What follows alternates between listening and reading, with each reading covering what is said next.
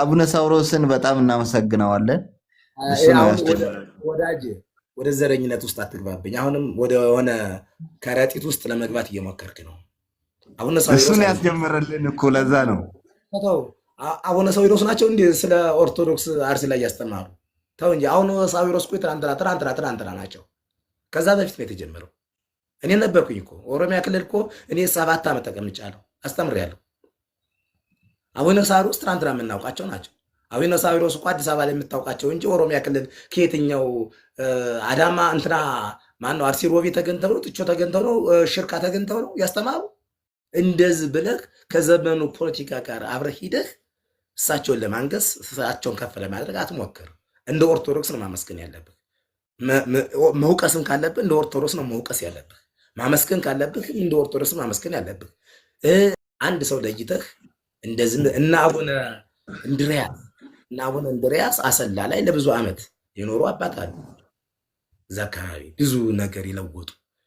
አዳማ ላይ እና አቡነ ጎርጎሪዎስ ዝዋይ ሐመረኖ ዝዋይን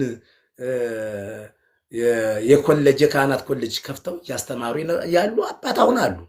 እሳቸውን ቤት ተራምደ ነው አቡነ እንትናን እሳቸው በጣም ባለሀብት ናቸው። ባይዘ እውነት ለመናገር ከሆነ ቤተክርስቲያኒቷም እዚህ አዳማ ከመጣ ካየው የመድኃኔዓለም ቤተክርስቲያን 3 ቦታ አለው። ትምህርት ቤት ብቻ 3 ቦታ ነው ያለው። መሰዳንዶ ከ1 እስከ 8ም አካዳሚካልም አለው። ስለዚህ እሳቸው በጣም አሁን አንተ እየነገርከን ያለህ በዘርህ ምክንያት ኦርቶዶክስ ዘር የላትም። በዘርህ ምክንያት የምታመሰግነው በዘርህ ምክንያት የምትተቸው ሰው ካለ ኦርቶዶክስ አይደለም። ግን አይደለም አልተቸውም። ክርስቶስ የጠመቀን አንተ ኦሮሞ፣ አንተ አማራ፣ አንተ ትግሬ ብሎ አይደለም። ክርስቶስን ያመን ነው። ክርስቶስን ያመን ነው። አባቶቻችን ባስተማሩ መሰረት የፈረንጅ ኦርቶዶክስ አለ፣ የአበሻ ኦርቶዶክስ አለ። ከተለያዩ ኢትዮጵያ ውስጥ ደስ የሚለው የኦሮሞ ክርስቲያን አለ፣ የአማራ ክርስቲያን አለ፣ የትግራይ ክርስቲያን አለ፣ የሲዳማ ክርስቲያን አለ፣ የሶማሌ ክርስቲያን አለ። ከእያንዳንዱ ብሔር ብሔረሰቦች ኦርቶዶክስ አለ፣ ከእያንዳንዱ ብሔረሰቦች እስልምና አለ፣ ከእያንዳንዱ ብሔረሰብ ሌላ ቤተ እምነት ተከታይ አለ። በእምነት እንዳንጣላ ከሁሉም ቤተ እምነት ተከታይ አለው። በቋንቋ እንዳንጣላ ከሁሉም ቤተ እምነት ቋንቋውን የሚችል እኔ ምሳሌ አማራ ልበል እንጂ አማራ ሆኖ ኦሮሞኛ የሚችል አለ። ኦሮሞ ሆኖ አማራ ቁልጭ አድርጎ የሚችል አለ። የተደባለን የተዋለን የተጋመርን የተዛመርን ይሄ ልዩነቱ ጥላቻው እኮ እንደ ኦርቶዶክስ ቀርቶ እንደ ኢትዮጵያ አያዋጣን።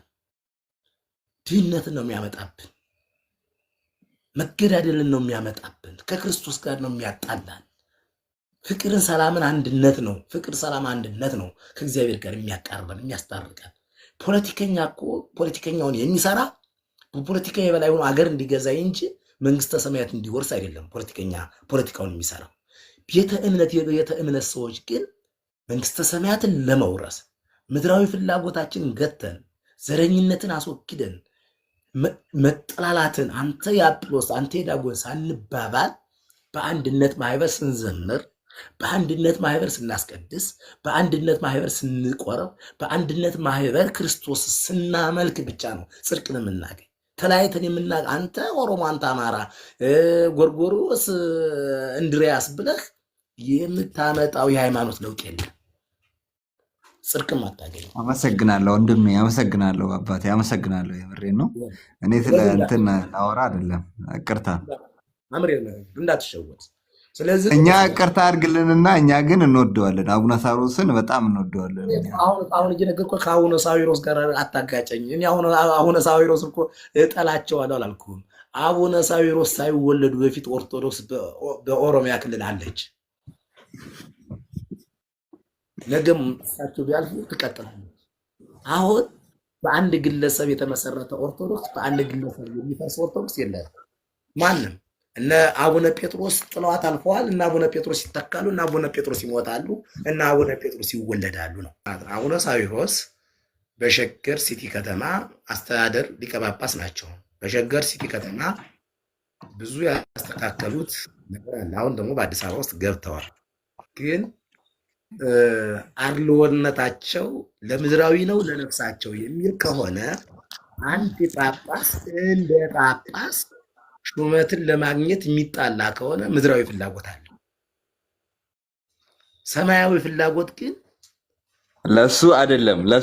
ይቅርታ እንደሚገባኝ ከሆነ እሳቸውም እንደተናገሩት እነሱ ጨርስ ምንድነው ቆይ ከአማራ ክልል ብቻ የሚመደቡት ጳጳሳት ለምንድነው ከአማራ ክልል ብቻ የሆኑት ነው እንጂ እኮ ለሌላ አይመስለኝም። እኔ እኛ እኮ ሰላም ነገር ነው። አለ እና ወንድሜ ሳይገባን እኮ እኛ ከግብፅ እየመጣ ጳጳስ ሲያስተዳድረን ነበር ሳንማር ስንቀር።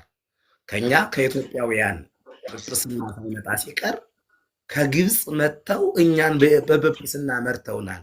ያውም እስልምና እምነት ሲከተል የነበረው ጥምቀው ጳጳስ አድርገው ወደ ኢትዮጵያ ልቀውልናል። ያልተማረ የማያውቅ ጳጳስ ተብሎ ከግብፅ መጥቶ የግብፅን ጥቅም የሚያስጠብቅ የግብፅ ውሃ ተፋሰሱ እንዳይጎል ከኢትዮጵያ ወርቅን እያፈሰ ለግብፅ ወርቅ የሚወስድ ጳጳስ ነበራት ኢትዮጵያ። ይህን ተጋድሎ አልፋ የራሷ ጳጳስ የራሷ ፓትርያርክ ሹማ ዛሬ በገዛ ልጆቿ ትገለገላለች ኢትዮጵያ። እንደ ኦሮሚያ ደግሞ እንደ አማራ እንደ ትግራይ ስናይ ይህ ኦሮሞ አማራ የሚለው አመለካከት ኢትዮጵያን ለማፍረስ የተሰራ ሴራ እንጂ እኔ ኦሮሞ ወንድሜ ነው፣ እኔ ወንድምህ ወንድምህ ነኝ፣ ከግብፃውያንና ከአውሮፓ ካሉት አሜሪካ ካሉት ይልቅ እኔ ወንድምህ አማራ ቀርብሃለሁ፣ አንተ ኦሮሞ ወንድሜ ትቀርበኛለህ። እኔ በነገራችን ላይ የኦሮሞ የሰላሌ ጓደኛ አብሮ የቤተክርስቲያን ልጅ አብረን የምናገለግል ጓደኛ አለ። እሱም ስለእኔ በጣም ጥሩ ወንድም ነው፣ እኔም ስለሱ ወንድም ነኝ። እንደዚህ ነው መቀራረብ የሚያስፈልገን። ጥላቻዋን እየመዘዝ ለምሳሌ በኦሮሚያ ክልል ከአማራ ከትግራይ የመጡ መምህራኖች፣ ሊቃውንቶች፣ ሰንበት ተማሪዎች ኦሮሚያ ያሉትን ክርስቲያኖች አገልግለው ከሆነ ከነሱ ስር ጠጋ ብሎ የኦሮሚያ ተወላጆች ድቁና እንዲወስዱ፣ ቅኔ እንዲችሉ፣ አቋቋም እንዲችሉ፣ ሁሉም የቤተ ክርስቲያኒቱን ሙሉ እውቀትን እንዲያውቁ ከተደረገ ከዛዳ እነሱ በተወለዱበት ኃላፊነትን ወስደው የቤተ ክርስቲያን አለቃ፣ የሀገረ ስብከት ቤተ ክህነት ኃላፊ፣ ሊቀ ጳጳስ እየሆኑ እንግዳ ሳይገፉ የሚመጣውም እንግዳ ቋንቋውን እያወቀ እየተማረ አንተም ሂደህ ባህር ዳር ላይ ጎንደር ላይ ሂደህ የኦሮሞ ተወላጅ የሆነው ጎንደር ላይ ባህር ዳር ላይ ሂዶ እንዲኖር እንዲያስተምር በእምነቱ ወንበር ዘርግቶ እንዲማር ማድረግ አንተም ይሄ ማድረግ ነው። ይሄ ሲሆን ሀገር ትቀጥላለች ነው። ግን ዛሬ ተበድያለሁ ብለህ ስለበደል ስታወራ ነገ ደግሞ ማን ይመጣል? ከነገ ወዳ ማን ይመጣል? ሁልጊዜም ተራ በተራ በነገስን ቁጥር ተራ በተራ ኢትዮጵያን ባስተዳደርን ቁጥር ተረኛው እየበደለ የሚኖርባት ሀገር ከሆነች ሁልጊዜም እየተበዳደልን እንኖራለን እንጂ የሚመጣ ለውጥ የለም።